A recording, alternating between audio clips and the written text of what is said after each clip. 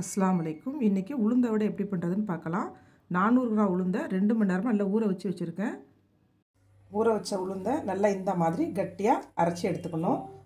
தண்ணி நிறைய சேர்க்கக்கூடாது. உளுந்த வடைக்கு மாவு நல்லா கட்டியாக இருக்கும். உளுந்த மாவு நல்லா கட்டியாக இருக்கணும். இப்போது உளுந்த மாவில் கொஞ்சம் மிளகு, கொஞ்சம் கருவேப்பிலை, தேவையான அளவு உப்பு, பச்சை மிளகா,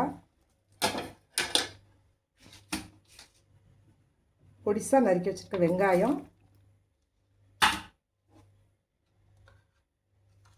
அரிசி மாவு ஒரு 4 ஸ்பூன் சேர்த்துக்கணும்.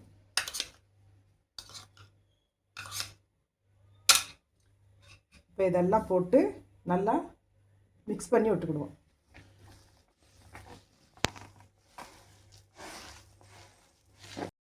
இந்த மாதிரி நல்லா மிக்ஸ் பண்ணி வச்சுக்கணும் உளுந்த மாவை. இப்போ இந்த பாத்திரத்தில் எண்ணெய் ஊற்றிக்கிடுவோம். நல்லா ஹீட் ஆனதும் எண்ணெய் ஊற்றிக்கிடுவோம். அதில்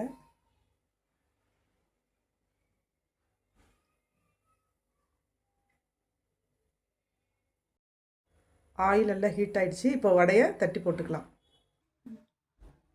இப்போது வடையை தட்டி போட்டுக்கிடுவோம். என்கிட்ட வாழை இலை இல்லாதனால இந்த மாதிரி ஒரு கவரை கட் பண்ணி இதில் கொஞ்சம் ஆயில் தடவி இப்போ மாவை இதில் போட்டு தட்டி போட்டுக்கிடுவோம். வடையை கொஞ்சம் தண்ணியில் ஃபஸ்ட்டு கையை முக்கிக்கங்க. கையை முக்கிட்டு இப்படி உளுந்த மாவு கொஞ்சமாக எடுத்து இந்த மாதிரி இது பண்ணி இந்த கவரில் போட்டு லைட்டாக நடுவில் ஒரு ஓட்டை போட்டுக்கோங்க. போட்டு இப்போது ஆயிலில் போட்டுக்கிடுவோம்.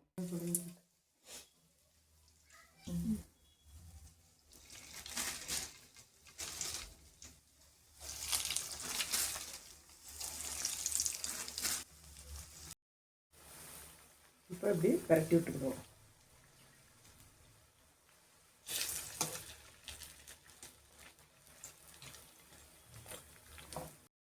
வடை நல்லா வெந்துருச்சு. இப்போ இதை எடுத்துக்கிடுவோம். இதே மாதிரி எல்லா மாவையும் கட்டி போட்டு எல்லாத்தையும் எடுத்துக்கிடுவோம்.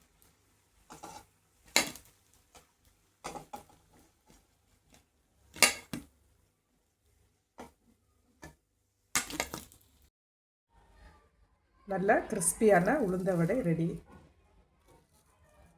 இந்த மாதிரி சட்னியில் முக்கி சாப்பிட்டோம்னா அவ்வளோ டேஸ்ட்டாக இருக்கும்.